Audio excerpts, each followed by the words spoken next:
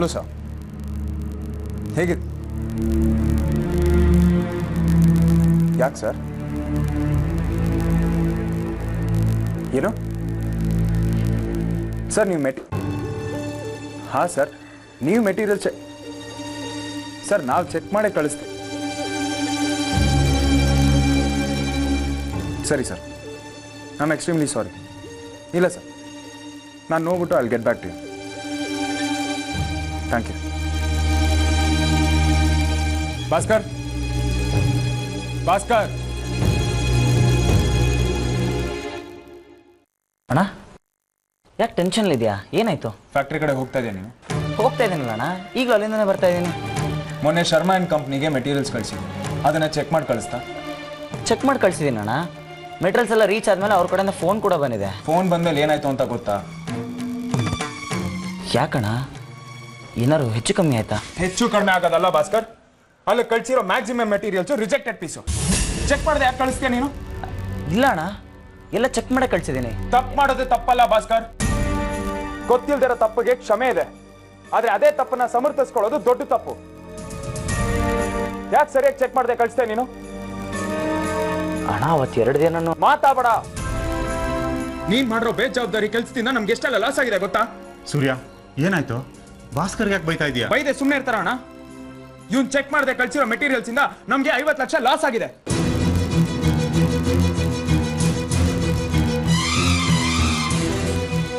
ಲಕ್ಷನಾ? ಏನ್ ಹೇಳ್ತಿದ್ಯೋ? ಇದೆಲ್ಲ ಹೇಗಾಯ್ತು? ನೋಡು ಗೊತ್ತಾಗುತ್ತೆ.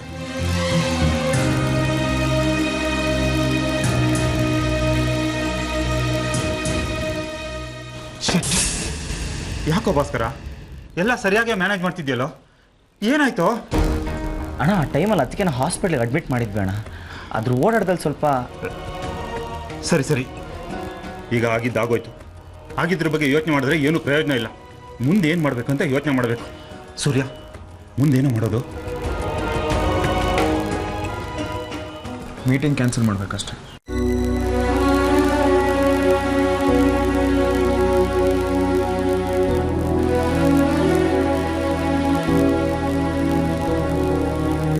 ಹಲೋ, ಹಾಂ ನೋಡಿ, ನಾಳೆ ನಡೀತಿರೋ ಅಷ್ಟೋ ಮೀಟಿಂಗ್ಸ್ನ ಪೋಸ್ಟ್ಪೋನ್ ಮಾಡ್ಕೊಡಿ.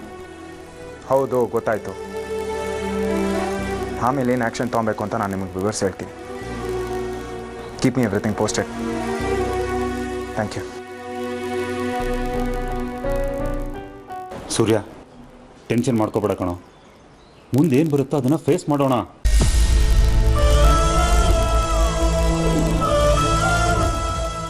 ಅಣ್ಣ,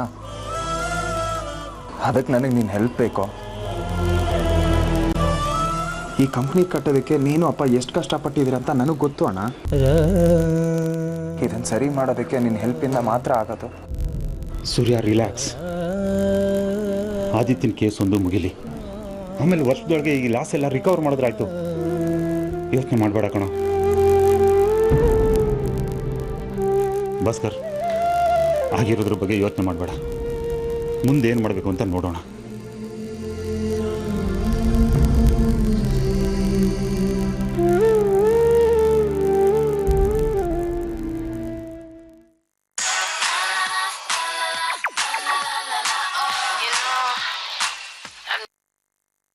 ಹಲೋ ಹಲೋ ರಾಖಿ, ನಾನು ಪರಿಮಳ ಮಾತಾಡ್ತಿರೋದು. ಹೇಗಿದೆಯಾ ಅಕ್ಕ? ನೀವಾ? ನಾನು ತುಂಬ ಚೆನ್ನಾಗಿದ್ದೀನಿ. ನೀವು ಹೇಗಿದ್ದೀರಾ? ನಾನು ಚೆನ್ನಾಗಿದ್ದೀನಿ. ನಿನ್ನ ಕಾಲಕ್ಕೆ ಪೆಟ್ಟು ಬಿದ್ದಿತ್ತಲ್ಲ, ಈಗ ಹೇಗಿದೆ ಕಾಲು ನೋವು? ನೋವೇನೋ ಇದೆ ಅಕ್ಕ, ಆದರೆ ಮೊದಲಿನಷ್ಟಿಲ್ಲ. ಸದ್ಯ ಅಷ್ಟಕ್ಕೆ ಎಲ್ಲ ಮುಗೀತಲ್ಲ, ನೋಡ್ಕೊಂಡು ಗಾಡಿ ಓಡಿಸೋದಲ್ವಾ? ಏನಾದರೂ ಹೆಚ್ಚು ಕಡಿಮೆ ಆಗಿದ್ರೆ? ನೋಡ್ಕೊಂಡೇ ಓಡಿಸ್ತಾ ಇದ್ದೆ ಅಕ್ಕ, ಸಡನ್ ಆಗಿ ಯಾರೋ ಒಬ್ಬ ಅಡ್ಡ ಬಂದ್ಬಿಡೋದ. ಆಗ ನನಗೆ ಗಾಡಿ ಕಂಟ್ರೋಲ್ಗೆ ಸಿಗ್ಲಿಲ್ಲ. ಹುಷಾರು ಕಣಮ್ಮ ರಾಕಿ. ರಾಕಿ, ನೀನೊಂದು ಕೆಲಸ ಮಾಡು, ನೀನು ಇಲ್ಲಿಗೆ ಬಂದ್ಬಿಡು. ಅಲ್ಲಾದರೆ ನಿಮ್ಮಮ್ಮ ಒಬ್ಬರೇ ಎಲ್ಲ ಮಾಡಬೇಕು. ಇಲ್ಲಿ ಒಬ್ಬರಿಲ್ಲ ಅಂದರೆ ಇನ್ನೊಬ್ರು ಇದ್ದೇ ಇರ್ತೀವಲ್ವಾ? ಅಮ್ಮಂಗೆ ಕಷ್ಟ ಆಗ್ತಾ ಇರೋದೇನೋ ನಿಜ, ಆದ್ರೆ ಗೀದ್ರೆ ಎಲ್ಲ ಬಿಟ್ಬಿಡು. ಇದು ನಿನ್ನ ಮನೆ ಕಣೆ, ನಿನ್ನ ಮನೆಗೆ ಬರೋದಕ್ಕೆ ನಿಂಗೆ ಯಾಕೆ ಸಂಕೋಚ ಹೇಳು? ಸರಿ, ನಾನು ಇನ್ನೊಂದು ವಿಷಯ ಕೇಳಬೇಕಾಗಿತ್ತು. ನಾಮಕರಣಕ್ಕೆ ಯಾಕೆ ಬರಲಿಲ್ಲ ನೀನು? ಕರೆದ್ರೆ ತಾನೇ ಬರೋದಕ್ಕೆ. ನನಗೆ ಯಾರು ಫೋನೇ ಮಾಡಿಲ್ಲ ಗೊತ್ತಾ? ಯಾರು ಫೋನ್ ಮಾಡ್ಲಿಲ್ವಾ? ಅಷ್ಟೇ ಅಲ್ಲ ಅಕ್ಕ, ಕಾಲಿಗೆ ಪೆಟ್ಟು ಬಿದ್ದಿದೆ, ಕ್ರೇಪ್ ಬ್ಯಾಂಡೇಜ್ ಹಾಕೊಂಡು ಒದ್ದಾಡ್ತಾ ಇದ್ದೀನಿ. ಯಾರಾದ್ರೂ ಒಬ್ರಾದ್ರೂ ಫೋನ್ ಮಾಡಿ ಹೇಗಿದ್ಯಾ ಅಂತ ವಿಚಾರಿಸಿದ್ರ? ಏನು, ಅದನ್ನ ಕೇಳೋದಕ್ಕೂ ಯಾರು ಫೋನ್ ಮಾಡಿಲ್ವಾ? ಇಲ್ಲ ಅಕ್ಕ, ನಾನು ಆ ಮನೆ ಸೊಸೆ ಹೌದೋ ಅಲ್ವೋ ಅಂತ ನನಗೆ ಡೌಟ್ ಆಗ್ತಾ ಇದೆ. ನಿಂಗೆ ಅಲ್ಲಿದ್ಕೊಂಡು ಸಂಶಯ ಶುರುವಾಗಿದೆ, ಆದರೆ ನಂಗೆ ಇಲ್ಲಿದ್ಕೊಂಡೆ ಆ ಡೌಟ್ ಇದೆ. ಅಕ್ಕ, ಏನು ಹೇಳ್ತಾ ಇದ್ದೀರಾ ನೀವು? ಏನಿಲ್ಲ ಬಿಡು ರಾಕಿ, ಏನು ಹೇಳೋದು, ಏನು ಹೇಳ್ದೇ ಇರೋದೇ ಒಳ್ಳೇದನ್ನಿಸ್ತಾ ಇದೆ. ಅಕ್ಕ, ನೀವು ನನ್ನ ಹತ್ರ ಏನೋ ಮುಚ್ಚಿಡ್ತಾ ಇದ್ದೀರಾ. ಏನಾಯ್ತು ಅಂತ ಸರಿಯಾಗಿ ಹೇಳಿ ಅಕ್ಕ. ಏನಿಲ್ಲ ರಾಕಿ, ಆ ಆರ್ತಿ ಗಂಡು ಮಗು ಹುಟ್ಟಿದಾಗ್ಲಿಂದ ಅವಳನ್ನ ಹಿಡಿಯೋರೆ ಯಾರೂ ಇಲ್ಲ ಅನ್ನೋಂಗೆ ಆಗ್ಬಿಟ್ಟಿದೆ. ಇನ್ನು ಅತ್ತೆ ಕತೆ ನಿನಗೆ ಗೊತ್ತಿದೆಯಲ್ಲ, ಮೊಮ್ಮಗ ವಂಶೋದ್ಧಾರಕ ಅಂತ ಅವಳನ್ನ ತಲೆ ಮೇಲೆ ಕೂರ್ಸ್ಕೊಂಡು ಮೆರೆಸ್ತಾ ಇದ್ದಾರೆ. ನನಗೆ ಇಬ್ಬರು ಹೆಣ್ಮಕ್ಳು, ನೀನು ಇನ್ನೂ ಓದ್ತಾ ಇದೀಯಾ, ಮಕ್ಕಳು ಲೇಟು, ಅದಕ್ಕೆ ನಾವಿಬ್ಬರು ಅವ್ರ ಲೆಕ್ಕಕ್ಕೆ ಇಲ್ದಂಗೆ ಆಗ್ಬಿಟ್ಟಿದ್ದೀವಿ. ಏನಕ್ಕ ಹೀಗೆ ಹೇಳ್ತಾ ಇದ್ದೀರಾ? ನನಗೆ ನಂಬೋಕೆ ಆಗ್ತಾ ಇಲ್ಲ. ಅತ್ತೆನೂ ಆರ್ತಿ ಅಕ್ಕನೂ ಇಬ್ರು. ನಿಮ್ಮ ಆರ್ತಿ ಅಕ್ಕನ್ನ ಈಗ ನೋಡಂತೆ ಬಾಮ್ಮ, ಈ ಮನೆಗೆ ಮಹಾರಾಣಿ ಅಂತ ಮೆರೀತಾ ಇದ್ದಾಳೆ. ಮೊನ್ನೆ ಫಂಕ್ಷನಲ್ಲಿ ಭಾಸ್ಕರನ್ ನೋಡಬೇಕಾಗಿತ್ತು. ಕೂಲಿ ಕೆಲಸ ಒಂಥರ ಕೆಲಸ ಮಾಡ್ತಿದ್ದ. ನನ್ನ ಗಂಡನ ಕತೆ ಕೇಳಲೇಬೇಡ. ಆರ್ತಿ ಯೋಗಕ್ಷೇಮ, ಆದಿತ್ಯ, ಕೋರ್ಟು, ಇಷ್ಟೇ ಅವ್ರ ಪ್ರಪಂಚ ಆಗ್ಬಿಟ್ಟಿದೆ. ಇಷ್ಟೆಲ್ಲ ನಡೀತಾ ಇದೆಯಾ? ನನಗೆ ಗೊತ್ತಿರಲಿಲ್ಲ. ಅಷ್ಟೇ ಅಲ್ಲ, ಮೊನ್ನೆ ಸೂರ್ಯ ಭಾಸ್ಕರನ್ ಬಾಯಿಗೆ ಬಂದಂಗೆಲ್ಲ ಬೈದಾಕ್ಬಿಟ್ಟ. ಯಾಕಂತೆ? ತುಂಬ ಲಾಸ್ ಆಗ್ಬಿಟ್ಟಿದೆಯಂತೆ. ಅದೇನೋ ಬಿಸ್ನೆಸ್ನ ಸರಿಯಾಗಿ ನೋಡ್ಕೊಳ್ತಿಲ್ಲ ಅಂತ. ಅವನ ಹೆಂಡತಿ ಹಾಸ್ಪಿಟ್ಲಲ್ಲಿದ್ಲು, ಎಲ್ಲರೂ ಅವ್ರ ಸೇವೆ ಮಾಡಿಕೊಂಡು ಯಾರೂ ಆಫೀಸಿಗೆ ನೆಟ್ಟಿಗೆ ಹೋಗಿಲ್ಲ. ಅದನ್ನು ಹೇಳೋದಕ್ಕೂ ಬಿಡಲಿಲ್ಲ ಸೂರ್ಯ.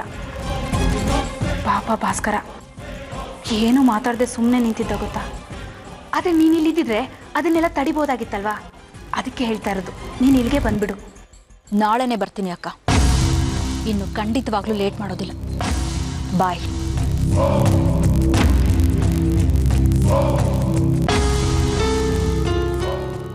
ಪರಿಮಳ, ರಾಖಿಗೆ ಫೋನ್ ಮಾಡಿ ನೀನು ಒಳ್ಳೇದೇ ಮಾಡ್ದೆ ಕಣೆ. ಪರವಾಗಿಲ್ಲ, ನೀನು ಚೆನ್ನಾಗೇ ಮಾತಾಡ್ತೀಯಾ. ಇನ್ಮೇಲೆ ನೋಡ್ತಾ ಇರು, ರಾಖಿ ನಿನ್ನ ಪರವಾಗೆ ನಿಂತ್ಕೋತಾಳೆ. ಇನ್ನು ಆರ್ತಿ ಮತ್ತೆ ನಂಗೆ ಯಾರ ಪರ ವಿರೋಧ ಎಲ್ಲ ಬೇಡ. ಈ ಮನೇಲಿರೋರೆಲ್ಲ ಮತ್ತೆ ಮೊದಲಿನಾಗಬೇಕು. ಯಾವುದೇ ಭೇದ ಭಾವ ಇಲ್ಲದೆ ಎಲ್ಲರೂ ಸಂತೋಷವಾಗಿರ್ಬೇಕು. ನಂಗೆ ಅಷ್ಟೇ ಬೇಕಾಗಿರೋದು. ನೀನು ಹೇಳ್ತಿರೋದೇನೋ ಸರಿನೇ, ಆದರೆ ಅವರೆಲ್ಲ ಆ ರೀತಿ ಬದಲಾಗ್ತಾರೆ ಅಂತ ಅನ್ಸುತ್ತಾ ನಿನಗೆ? ನಿನ್ಗೆ ಅನಿಸ್ತಿರ್ಬೋದು ಪರಿಮಳ, ಯಾಕೆ ಅತ್ತೆ ಯಾವಾಗಲೂ ನಮ್ಮ ಮಧ್ಯೆನೇ ಜಗಳ ತಂದು ಹಾಕ್ತಾರೆ ಅಂತ. ನಾನು ಇಷ್ಟೆಲ್ಲ ಮಾಡ್ತಾ ಇರೋದು ನಿನ್ಗೋಸ್ಕರ ಕಣೆ.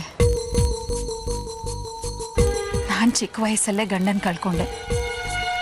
ಮಕ್ಕಳ ಭಾಗ್ಯ ಅಂತೂ ಕೇಳ್ಕೊಂಡೇ ಬಂದಿಲ್ಲ.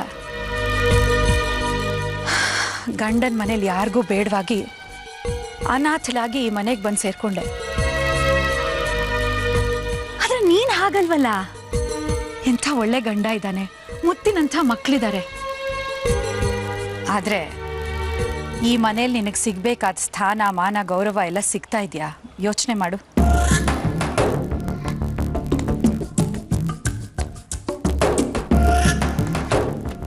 ನೀನು ಈ ಮನೆಗೆ ಬಂದಾಗ ಹೇಗಿದ್ದೆ?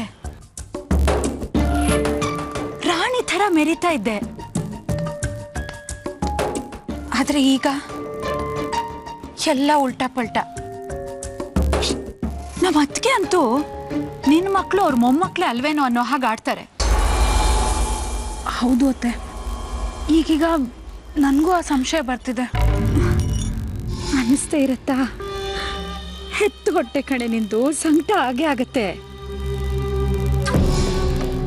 ನಮ್ಮ ಅತ್ತಿಗೆ ಮಾತ್ಗೂ ಏನ್ ಹೇಳ್ತಿರ್ತಾರೆ ಹೇಳು? ಈ ಮನೆಗೆ ವಾರಸುದಾರ ಹುಟ್ಟದ, ವಂಶೋದ್ಧಾರಕ ಹುಟ್ಟದ ಅಂತ. ಏನ್ ಹಾಗಂದ್ರೆ ಅರ್ಥ ಯೋಚನೆ ಮಾಡಿದ್ಯಾ? ಆಸ್ತಿ ಎಲ್ಲ ಈಗ ಹುಟ್ಟಿರೋ ಮಗುಗೆ ಅಂತ ತಾನೇ?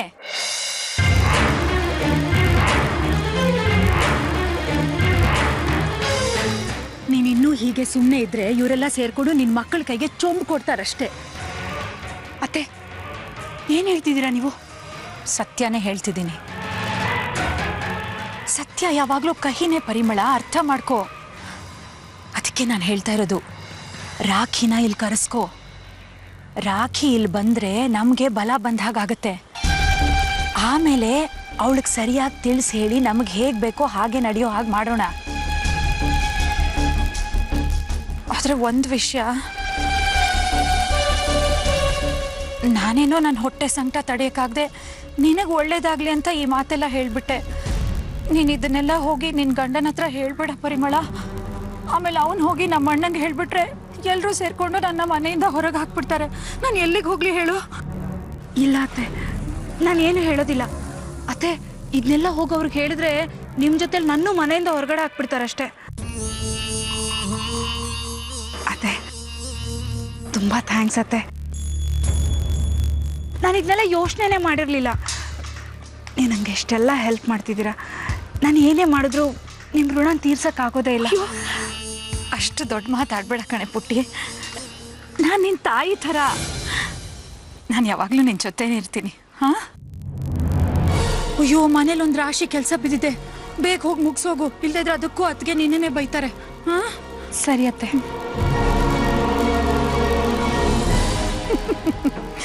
ಆರ್ತಿ, ಹೆರಿಗೆ ಆದ ಕೂಡಲೇ ಗೆದ್ದುಬಿಟ್ಟೆ ಅಂತ ತಿಳ್ಕೊಂಡ್ಯಾ?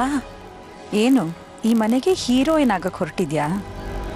ಅದು ಹೇಗಾಗ್ತೀಯೋ ನಾನು ನೋಡೇ ಬಿಡ್ತೀನಿ. ನಾನಿಲ್ಲಿ ವಿಧವೆ ಆಗಿ ಸಂಕಟ ಪಡ್ತಿದ್ರೆ ನೀನು ರಾಣಿ ಥರ ಸುಖದ ಸುಪ್ಪತ್ತಿಗೆಲ್ಲಿ ಮೆರೀತಿದ್ಯಾ? ನಾನು ಅದಕ್ಕೆ ಖಂಡಿತ ಬಿಡಲ್ಲ. ನೋಡ್ತಾ ಇರು, ನಿನ್ನ ಮನೆಯವರೇ ನಿನ್ನನ್ನು ಚೀತು ಅಂತ ದೂರ ಇಡಬೇಕು. ಹಾಗೆ ಮಾಡದೇ ಇದ್ರೆ ನಾನು ಅಹಲ್ಯಾನೇ ಅಲ್ಲ. ಅದನ್ನು ತಂದ್ಬಿಡು ಪರಿಮಳ. ಸರಿ ಅಮ್ಮ. ಅಮ್ಮ ಚೆನ್ನಾಗಿದ್ದೀರಾ? ಮೇರಿ, ಅಕ್ಕ ನೀವು ಚೆನ್ನಾಗಿದ್ದೀರಾ? ಯಾವಾಗ ಬಂದೆ? ಈಗ ಸ್ವಲ್ಪ ಹೊತ್ತಾಯ್ತು. ಆರತಿ ಅಕ್ಕನ ಹತ್ರ ಮಾತಾಡ್ತಿದ್ದೆ. ಹೇಗಿದೆಯಾ? ನಾನು ಚೆನ್ನಾಗಿದ್ದೀನಮ್ಮ. ಆರತಿ ಅಕ್ಕನ ಆದಿತ್ಯನ ನೋಡ್ಕೊಂಡು ಹೋಗೋಣ ಅಂತ ಬಂದೆ. ಅದಕ್ಕೆ ಯಾಕೆ ಅಷ್ಟೊಂದು ಸಂಕೋಚ ಪಟ್ಕೋತೀಯ? ಇದು ನಿಮ್ಮ ಮನೆ ಇದ್ದ ಹಾಗೆ, ನೀನು ಯಾವಾಗ ಬೇಕಾದರೂ ಬಂದು ಹೋಗ್ಬೋದು. ಸಂಕೋಚ ಏನಿಲ್ಲ. ಆದಿತ್ಯ ಸ್ಕೂಲಲ್ಲಿ ಯಾವುದೋ ಪ್ರಾಬ್ಲಮ್ ಗೊತ್ತಾಗಿಲ್ಲ ಅಂತ ಹೇಳ್ದ, ಅದನ್ನು ಹೇಳ್ಕೊಡೋಣ ಅಂತ ಬಂದೆ. ನೀನು ಆದಿತ್ಯಂಗೆ ಪಾಠ ಹೇಳ್ಕೊಡ್ತೀಯಾ? ಹಾಂ, ನಾನು ಟೀಚರ್ ಅಲ್ವಾ, ಅದಕ್ಕೆ. ನೀನು ಕೂತ್ಕೋ, ನಾನು ಹಿಂಗೆ ಕಾಫಿ ತಗೊಂಡು ಬರ್ತೀನಿ. ಮೇರಿ, ನಮ್ಮ ಆದಿತ್ಯ ಯಾವುದ್ರಲ್ಲೂ ವೀಕೇ ಇಲ್ಲ, ಎಲ್ಲದರಲ್ಲೂ ಔಟ್ ಆಫ್ ಔಟು. ಹೀಗಿರುವಾಗ ಅವ್ನಿಗೆ ಅರ್ಥ ಆಗಲಿಲ್ವಂತ. ಕೆಲವೊಂದು ಪ್ರಾಬ್ಲಮ್ಸೇ ಹಾಗೆ ಅಕ್ಕ, ಅವರು ಒಂದೇ ಒಂದು ಸಲ ಹೇಳಿಕೊಟ್ಟಿರ್ತಾರಲ್ವಾ, ಅದಕ್ಕೆ ಅರ್ಥ ಆಗಿರಲ್ಲ ಅಷ್ಟೇ. ಸರಿ, ಎಲ್ಲಿ ಅವನು? ಬುಕ್ ತರೋದಕ್ಕೆ ಕಳಿಸಿದ್ದೀನಿ. ನೀನು ಕೂತ್ಕೊಂಡು ಬರ್ತೀನಿ. ನೀವ್ ಹಿಂಗೆ ತಲೆ ಮೇಲೆ ಕೈ ಹೊತ್ಕೊಂಡು ಕೂತ್ರೆ ನೀವು ಇಲ್ಲೇ ಕೂತಿರ್ತೀರ. ನಿಮ್ಮ ಕೈ ನಿಮ್ಮ ತಲೆ ಮೇಲೆ ಇರುತ್ತೆ, ಮಗು ಅವ್ರ ಮನೆಗೆ ಹೋಗಿರುತ್ತೆ. ನೋಡ್ರಿ, ಇನ್ನು 12 ಗಂಟೆ ಟೈಮ್ ಇದೆ. ಅಷ್ಟರಲ್ಲಿ ಏನ್ ಮಾಡ್ತೀರೋ ಮಾಡಿ. ನಾನೇನು ಮಾಡಲಿ ಸರ್? ಮತ್ತೆ ನಾನು ಮಾಡ್ಲಾ? ಏನು ಮಾಡಬೇಕು ಅಂತಾದರೂ ಹೇಳಿ. ಅದನ್ನು ನಾನೇ ಹೇಳ್ಕೊಳ್ಬೇಕನ್ರಿ. ನಮ್ಮ ತಲೆ ಓಡ್ತಾ ಇಲ್ಲ ಸರ್, ಮೈಂಡ್ ಬ್ಲ್ಯಾಂಕ್ ಆಗಿದೆ. ಮಗನ ಮೈಂಡ್ ವಾಶ್ ಮಾಡಿ ಅಂದ್ರೆ ನಿಮ್ಮ ಮೈಂಡ್ ಬ್ಲ್ಯಾಂಕ್ ಅಂತಿರಲ್ರಿ. ನೋಡ್ರಿ, ನೀವು ನಿಮ್ಮ ಮಗನ ಬ್ರೈನ್ ವಾಶ್ ಮಾಡಿ ನಿಮ್ಮನ್ನೇ ಅಪ್ಪ ಅಂತ ಕರಿಬೇಕು. ಹಾಗೊಪ್ಸಿ. ಹೇಗೆ ಸರ್ ಒಪ್ಸೋದು? ಅವ್ನು ನಮ್ಮ ಮನೇಲಿ ಇಲ್ಲ, ಆ ಮನೇಲಿದ್ದಾನೆ. ಕೋರ್ಟ್ ಕೊಟ್ಟು 10 ದಿನ ಗಡುವು ಮುಗಿದೋಗಿದೆ. ಏನೋ ನಮ್ಮ ಮನೇಲಿ ಇದ್ದಿದ್ರೆ ಐಸ್ ಕ್ರೀಮು, ಪಿಕ್ಚರು, ಅದು ಇದು ಅಂತ ಹೇಳಿ ಬ್ರೈನ್ ವಾಶ್ ಮಾಡ್ಬೋದಾಗಿತ್ತು. ಈಗ ಇಲ್ವಲ್ಲ, ಆ ಮನೇಲಿದ್ದಾನಲ್ಲ. ಹಾಗಂತ ಕೈ ಕಟ್ಕೊಂಡು ಕೂಡಕ್ಕಾಗತ್ತೇನ್ರಿ? ನೋಡಿ ಸರ್, ನಿನ್ನೆ ನಾಮಕರಣ ಇದ್ದಾಗ ನಾನು ಆದಿತ್ಯನ ಹತ್ರ ಮಾತಾಡಿದ್ದೀನಿ. ನಾನೇ ಅವ್ರ ಅಪ್ಪ ಅಂತ ಅವ್ನಿಗೆ ಅನ್ಸೋ ಹಾಗೆ ನಾನು ರೆಡಿ ಮಾಡಿದ್ದೀನಿ. ನೋಡ್ರಿ, ನಿನ್ನೆ ನೀವು ಅವನ ಬ್ರೈನ್ ವಾಶ್ ಮಾಡಿರ್ಬೋದು. ಇವತ್ತಿನ ಕತೆ ಹೇಳ್ರಿ. ಅವ್ರ ಮನೆಯವರು ಅವನಿಗೆ ನಿಮಗಿಂತ ಹೆಚ್ಚಿನ ಪ್ರೀತಿ ತೋರಿಸಿರ್ಬೋದು. ಅವರ ಮನೆಯವರೇ ನಿಮಗಿಂತ ಹೆಚ್ಚಿನ ರೀತಿ ಒಳ್ಳೆಯವರು ಅಂತ ಅನಿಸಿರ್ಬೋದು ಅವನಿಗೆ. ಕೋರ್ಟ್ ಮೆಟ್ಲು ಹತ್ತುವರೆಗೂ ಯಾವುದನ್ನು ಗ್ಯಾರಂಟಿ ಹೇಳೋಕ್ಕಾಗಲ್ಲ. ನಿಮ್ದೊಳ್ಳೆ ಕತೆ ಆಯ್ತಲ್ಲ ಸರ್.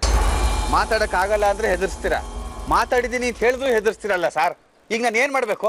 ನೋಡ್ರಿ, ಈಗ ನೀವು ಮಾಡಬೇಕಾಗಿದ್ದಿಷ್ಟೇ. ನೀವು ಅವನ ಹತ್ರ ಹೋಗಿ ಅವನಿಗೆ ಸ್ವಲ್ಪ ತಿಳಿಸಿ ಹೇಳಿ, ಇಲ್ಲ ಫೋನ್ ಮಾಡಿ. ನಾನು ಫೋನ್ ಮಾಡಿದೆ, ಅವ್ರ ಮೇಲೆ ಆದಿತ್ಯಂಗೆ ಫೋನ್ ಕೊಡ್ತಾರಾ?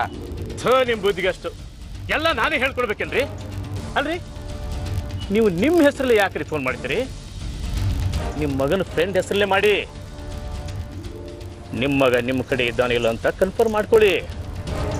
ನೋಡ್ರಿ, ಆದಿತ್ಯನ ಹತ್ರ ಕರೆದು, ಆದಿತ್ಯ ಪುಟ್ಟ, ಈಗ ನಿಮ್ಮ ಅಮ್ಮನಿಗೆ ಇನ್ನೊಂದು ಮಗು ಆಗಿದೆ, ಆ ಮಗುನ ಮೇಲೆ ಹೆಚ್ಚಿನ ಕಾಳಜಿ ತೋರಿಸ್ತಾರೆ, ನಿನ್ನ ಮೇಲೆ ಗಮನ ಇಲ್ಲ, ಕಾಳಜಿ ಇಲ್ಲ ಅಂತ ಬ್ರೈನ್ ವಾಶ್ ಮಾಡಿ ಎಲ್ಲ ನಾನು ಹೇಳ್ಕೊಡ್ಬೇಕೇನ್ರಿ? ಅರ್ಥ ಆಯ್ತಾ?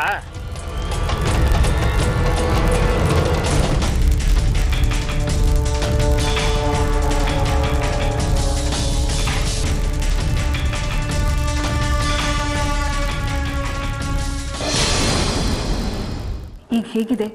ಎಲ್ಲ ಅಡ್ಜಸ್ಟ್ ಆಗ್ತಿದೆ ತಾನೆ? ನಾನೇ ಅಡ್ಜಸ್ಟ್ ಆಗಬೇಕಲ್ಲ ಅಕ್ಕ. ಆಂಟಿ ಅಂಕಲ್ ನಂಗೆ ತುಂಬ ಸಪೋರ್ಟ್ ಮಾಡ್ತಿದ್ದಾರೆ. ಈಗ ಅವ್ರಿಗೊಂದು ಹೊಸ ಆಸೆ ಶುರುವಾಗಿದೆ. ಆಸೆನಾ? ಏನದು?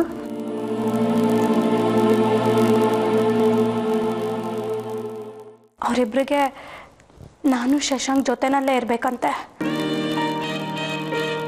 ಮೇರಿ, ನಾನು ನಿನಗಿಂತ ದೊಡ್ಡೋಳು. If you don't mind I tell you one thing. ನೀನು ಶಶಾಂಕ್ ಹೇಳಿ ಅಕ್ಕ, ಯಾಕೆ ನಿಲ್ಲಿಸ್ಬಿಟ್ರಿ? ಅಲ್ಲ, ಏನೂ ಇಲ್ಲ, ಹೋಗಲಿ ಬಿಡು. ನೀವೇನು ಹೇಳಕ್ಕೆ ಬಂದ್ರಿ ಅಂತ ನನಗೆ ಗೊತ್ತಕ್ಕ. ನಾನು ಶಶಾಂಕ್ ಜೊತೆನಲ್ಲೇ ಇರಬೇಕು ಅಂತ ಹೇಳ್ತಾ ಇದ್ದೀರಾ ಅಲ್ವಾ? ತಪ್ಪಲ್ಲ ಅಕ್ಕ. ಒಂಟಿಯಾಗಿ ಜೀವನ ಮಾಡೋದು ಎಷ್ಟು ಕಷ್ಟ ಅಂತ ನನಗೂ ಗೊತ್ತು.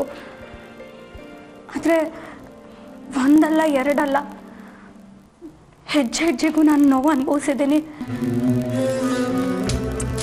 ಮೇರಿ, ಅದನ್ನೆಲ್ಲ ಈಗ ಮರೆಯೋಕ್ಕಾಗಲ್ವಾ? ಮರೆಯೋಕ್ಕಾಗೋ ಅಂತ ನೋವಾದರೆ ಮರಿಬಹುದು ಅಕ್ಕ. ಆ ವಯಸ್ಸಿನಲ್ಲಿ ನಾನಿಷ್ಟು ಕನಸು ಕಟ್ಕೊಂಡಿದ್ದೆ ಗೊತ್ತಾ? ಶಶಾಂಕ್ನ ನೋಡಿದ ತಕ್ಷಣ ನನ್ನ ಕನಸಿನ ರಾಜ್ಕುಮಾರ ಸಿಗ್ತಾ ಅಂತ ನಾನು ತುಂಬ ಖುಷಿಪಟ್ಟೆ. ಆದರೆ ಆ ರಾಜ್ಕುಮಾರೇ ಫ್ರಾಡ್ ಅಂತ ನನಗೆ ಗೊತ್ತಿರಲಿಲ್ಲ. ಪ್ರೀತಿ ಮಾಡಿದೆ, ಮದುವೆ ಆಯಿತು. ಮದುವೆ ಆಗಿ 20 ದಿನ ಆದಮೇಲೆ ಗೊತ್ತಾಯಿತು ಅವನಿಗೆ ಇನ್ನೊಂದು ಮದುವೆ ಆಗಿತ್ತು ಅಂತ. ಆಗ ನಾನು ತುಂಬ ಸಂಕಟಪಟ್ಟೆ, ತುಂಬ ಕಣ್ಣೀರಾಗ್ದೆ. ಇದೆಲ್ಲ ಮುಂಚೆನೇ ಗೊತ್ತಿದ್ದಿದ್ರೆ ನಾನು ಖಂಡಿತ ಅವನ ಕಡೆ ತಿರುಗು ನೋಡ್ತಾ ಇರಲಿಲ್ಲ. ಆಗ ನಾನು TCH ಓದ್ತಾ ಇದ್ದೆ. ಒಂದು ಸ್ಟೇಜ್ ಶೋನಲ್ಲಿ ಶಶಾಂಕ್ ನನಗೆ ಪರಿಚಯ ಆದರು. ಆ ಪರಿಚಯ ಪ್ರೀತಿಗೆ ತಿರುಗ್ತು. ಪ್ರೀತಿ ಮದುವೆಗೆ ಹೆಂಡಾಯ್ತು. ಶಶಾಂಕ್ಗೆ ಇನ್ನೊಂದು ಮದುವೆ ಆಗಿದೆ ಅಂತ ಗೊತ್ತಾದಾಗ ಇಲ್ಲ ಅಂತ ನಾನು ಅದನ್ನು ವಾದಿಸಿದೆ. ಅವ್ರ ಕೈ ಬಾಯಿ ಬಿಡಿಸೋದಕ್ಕೆ ಪ್ರಯತ್ನ ಪಟ್ಟೆ. ಆದರೆ ಅವರ ವಿಷಯನ ಒಪ್ಕೊಳ್ಳೇ ಇಲ್ಲ. ಹೇಳಲಿಲ್ಲ ಅಂತಂದರೆ ನಾನು ನಿನ್ನನ್ನು ಬಿಟ್ಟು ಹೋಗ್ತೀನಿ ಅಂತ ಹೇಳಿದೆ. ಆವಾಗ ಶಶಾಂಕ್ ಒಪ್ಕೊಂಡ್ರು. ಆ ಟೈಮಲ್ಲಿ ನೀವು ಗರ್ಭಿಣಿ ಅಂತ ಗೊತ್ತಾಯ್ತು. ಆಗ ನನ್ಗೆ ಅವನ ಮೇಲೆ ಇನ್ನಷ್ಟು ಅಸಹ್ಯ ಜಾಸ್ತಿ ಆಯಿತು. ಇಂಥ ಪರಿಸ್ಥಿತಿ ಶತ್ರುಗಳಿಗೂ ಬರಬಾರ್ದು ಅಕ್ಕ. ನಮ್ಮ ಅಮ್ಮನಿಗೆ ನಾನು ಮದುವೆ ಆಗಿದ್ದೀನಿ ಅಂತಾನೆ ಗೊತ್ತಿಲ್ಲ. ಇಂಥವನ್ನ ಮದುವೆ ಆಗಿದ್ದೀನಿ ಅಂತ ನಾನು ಹೇಗಕ್ಕ ಹೇಳಕ್ಕಾಗತ್ತೆ? ಮೇರಿ, ನೀನು ಯಾರನ್ನ ನೋಡಬಾರ್ದು ಅಂತ ಅಂದ್ಕೊಂಡಿದ್ಯೋ, ಯಾರ ಜೊತೆ ಇರಬಾರ್ದು ಅಂತ ಅಂದ್ಕೊಂಡಿದ್ಯೋ, ಈಗ ನೀನು ಆರ ಮನೇಲಿ ಇರಬೇಕಾಗಿದೆ. ದಯವಿಟ್ಟು ನನ್ನ ಕ್ಷಮಿಸ್ಬಿಡು. ಇದೆಲ್ಲ ನನ್ನಿಂದನೇ ಆಗಿರೋದು. ಅಕ್ಕ ಪ್ಲೀಸ್, ನೀವು ಹಾಗೆಲ್ಲ ಮಾತಾಡಬೇಡಿ. ನಾನು ನಿಮ್ಮ ಮನೆಗೆ ಬರದೆ ಹೋಗಿದ್ದಿದ್ರೆ ನಿಮ್ಮನ್ನು ನೋಡೋಕ್ಕಾಗ್ತಿತ್ತಾ? ನಿಮ್ಮ ಸಂಸಾರ ನೋಡೋಕ್ಕಾಗ್ತಿತ್ತಾ? ಅವತ್ತು ಆ ದೇವರು ನನಗೆ ಕಷ್ಟ ಕೊಟ್ಟಿದ್ದಕ್ಕೆ ತಾನೆ ಇವತ್ತು ನನ್ನ ನನಗೆ ಇಷ್ಟು ಒಳ್ಳೆ ಮನಸ್ಸಿರೋ ಅಕ್ಕನ ಕೊಟ್ಟಿದ್ದಾನೆ. ಅದಕ್ಕಿಂತ ಇನ್ನೇನು ಬೇಕಕ್ಕ? ನನಗಷ್ಟು ಸಾಕು. ನನಗೂ ನಿನ್ನ ಕಳ್ಕೊಳಕ್ಕೆ ಇಷ್ಟ ಇಲ್ಲ ಮೇರಿ. ಈ ಅಕ್ಕ ಯಾವಾಗಲೂ ನಿನ್ನ ಜೊತೆಗೆ ಇರ್ತಾಳೆ. ನನ್ನ ನೀನು ಕೂಡ ಬಿಟ್ಟು ಹೋಗ್ಬಾರ್ದು.